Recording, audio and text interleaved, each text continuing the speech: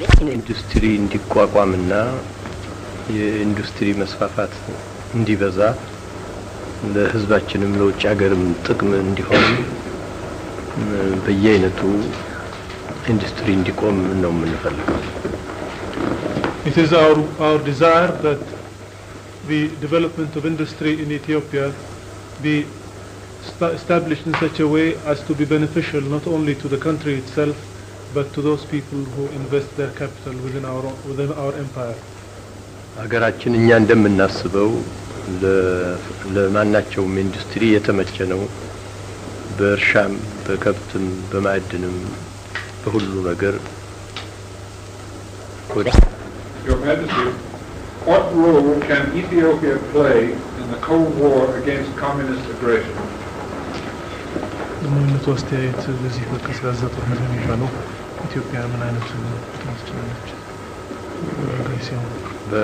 በሀገራችን ኮሚኒስት ችግር የለብንም።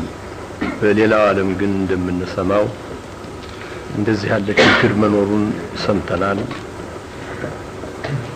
በእኛ ሀገር በኩል ግን በዚህ የምንሰጋበት እስካሁን አላገኘንም። His Imperial Majesty observes that happily in his own country the problem is solved.